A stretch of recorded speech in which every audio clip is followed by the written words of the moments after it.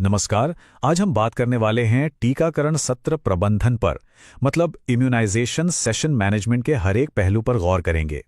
ये पूरी चर्चा खास तौर पर स्वास्थ्य पेशेवरों के लिए तैयार की गई है ताकि उनके इस बेहद जरूरी काम में और भी मदद मिल सके। शुरुआत इस बहुत ही जरूरी बात से करते हैं कि किसी भी टीकाकरण कार्यक्रम की असली ताकत तो हमारे स्वास्थ्य कार्यकर्ता ही हैं। असल में वही तो इस पूरे सिस्टम के स्तंभ हैं। तो चलिए इसी बात को ध्यान में रखते हुए इस पूरी प्रक्रिया को और बेहतर बनाने के तरीकों पर फोकस करते हैं। अब जरा इन आंकड़ों पर एक नजर डालिए। ये आंकड़े हमें असल में याद दिलाते हैं कि हमारा हर एक टीकाकरण सत्र कितना कितना ज्यादा जरूरी है।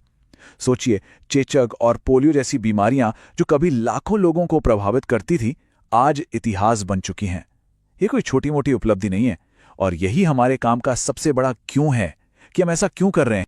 तो एक कामयाब टीकाकरण सत्र के लिए हमें क्या-क्या करना होता है?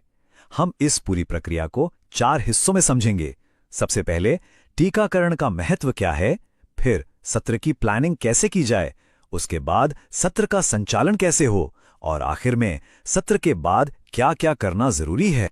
ठीक है, तो चलिए शुरू करते हैं हमारे पहले हिस्से से, टीकाकरण का महत्व। सबसे पहले यह समझना बहुत जरूरी है कि क्यों इसे पब्लिक हेल्थ में सबसे असरदार और सबसे किफायती निवेशों में से एक माना जाता है। अच्छा, यहां एक बहुत बारीक लेकिन जरूरी बात है। देखिए, वैक्सीनेशन का मतलब है टीका लगाना, ये एक एक्शन है। लेकिन इम्यूनाइजेशन का मतलब है उस टीके से शरीर में पैदा होने वाली सुरक्षा। तो हमारा असली मकसद सिर्फ टीका लगाना नहीं, बल्कि हर एक इंसान को बीमारियों से इम्यून करना है, सुरक्षित करना है। चलिए अब आते हैं हमारे दूसरे और बेहद जरूरी हिस्से पर, यानी सत्र की योजना। एक बात तो साफ है, एक सफल टीकाकरण सत्र बस यूं ही नहीं हो जाता। इसके पीछे होती है एक बहुत मजबूत और बारीकी से की गई प्लानिंग। और इस प्लानिंग की नींव है माइक्रो प्लानिंग। इसमें ये 4 कदम सबसे जरूरी हैं।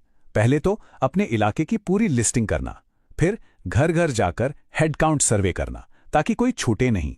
इसके बाद सभी बच्चों और गर्भवती महिलाओं की ड्यू लिस्ट बनाना, और आखिर में उसी लिस्ट के हिसाब से सेशन कब, कहां और कितनी बार होगा यह तय करना। ये चारों कदम पक्के करते हैं कि कोई भी लाभार्थी पीछे ना रह जाए। तो एक अच्छी प्लानिंग का मतलब सिर्फ लिस्ट बनाना नहीं है। इसका मतलब है इन मुश्किल सवालों के जवाब ढूंढना। जैसे, मुश्किल से पहुंचने वाली आबादी कहां है, कौन से इलाकों में बिना टीके वाले बच्चे ज्यादा हैं, कहां ड्रॉप आउट रेट 10% से ज्यादा है, या कहां लोग टीका लगवाने से हिचकिचा रहे हैं। इन सब रुकावटों को पहले से पहचानकर उनका हल निकालना ही ये पक्का करता है कि टीका हर किसी तक पहुंचे। प्लानिंग हो गई, अब बारी आती है सत्र के संचालन की, मतलब उस दिन की जब असल में टीकाकरण किया जाता है। यहां हमारा फोकस होगा सही कम्युनिकेशन, सेफ्टी और सही प्रक्रिया पर।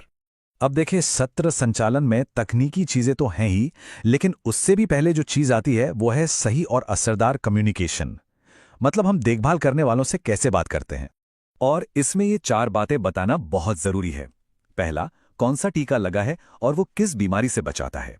दूसरा, टीके के बाद क्या मामूली दिक्कतें हो सकती हैं और उन्हें कैसे संभालना है। तीसरा, अगली बार कब और कहां आना है। और चौथा, टीकाकरण कार्ड को संभाल कर रखना है और अगली बार साथ लाना है।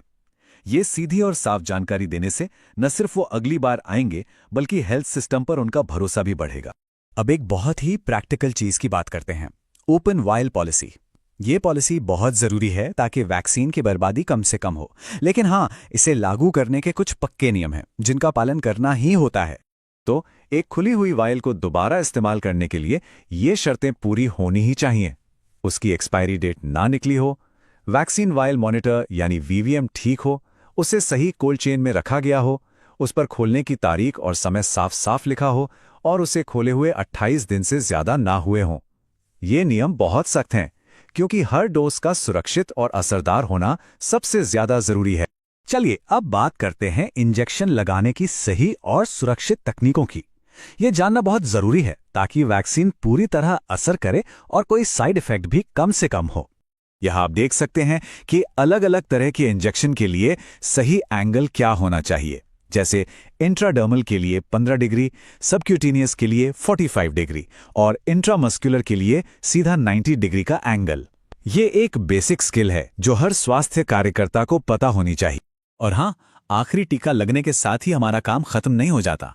सच तो यह है कि सत्र के बाद की गतिविधियां भी उतनी ही जरूरी हैं, खासकर लाभार्थी की सुरक्षा और सही डेटा मैनेजमेंट के लिए। इसमें सबसे पहले आता है AFII यानी एडवर्स इवेंट्स फॉलोइंग इम्यूनाइजेशन को समझना। देखिए, ये 3 तरह के हो सकते हैं। मामूली, जैसे हल्का दर्द या बुखार, गंभीर, जो थोड़े असामान्य होते हैं, और अति गंभीर, जो बहुत ही दुर्लभ होते हैं लेकिन जिन पर फौरन ध्यान देने और जांच की जरूरत पड़ती है। इनके बीच का फर्क जानना बहुत जरूरी है ताकि सही एक्शन लिया जा सके। अब एक ऐसी स्थिति की बात करते हैं जो होती तो बहुत ही दुर्लभ है, लेकिन जिसके लिए हर स्वास्थ्य कार्यकर्ता को हमेशा तैयार रहना चाहिए, और वो है एनाफिलैक्सिस।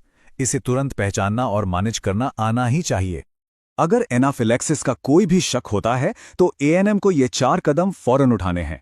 सबसे पहले लक्षणों को पहचानें, फिर बिना देर किए एड्रेनालिन का सही डोज दें। इसके बाद तुरंत एम्बुलेंस बुलाकर मरीज को नजदीकी AFI मैनेजमेंट सेंटर भेजें, और साथ ही मेडिकल ऑफिसर को पूरी जानकारी के साथ सूचित करें। ये 4 कदम किसी की जान बचा सकते हैं। और आखिर में आइए देखते हैं कि डेटा मैनेजमेंट का भविष्य कैसा है। हम बात कर रहे हैं यूविन प्लेटफॉर्म की।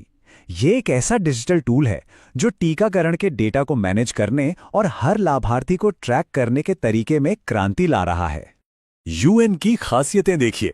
ये डेटा के लिए एक सिंगल सोर्स ऑफ ट्रूथ बनाता है, QR कोड वाले वैक्सीनेशन सर्टिफिकेट देता है, हर एक लाभार्थी और हर एक डोज को ट्रैक कर सकता है, टीके के लिए ऑटोमेटिक रिमाइंडर भेजता है, और तो और लोग खुद भी रजिस्टर कर सकते हैं। मतलब UN सिर्फ एक प्लेटफॉर्म नहीं है, ये पूरे टीकाकरण कार्यक्रम को ज्यादा कुशल, सटीक और जवाबदेह बनाने का एक जबरदस्त जरिया है। तो ये सब हमें एक आखिरी सवाल पर ले आता है, हम ये कैसे पक्का करें कि हर एक बच्चे तक टीका पहुंचे? जवाब इन्हीं सब में छिपा है। एक मजबूत प्लानिंग, सटीक काम और यूविन जैसे शक्तिशाली उपकरणों के साथ यूनिवर्सल इम्यूनाइजेशन का लक्ष्य बिल्कुल हमारी पहुंच में है।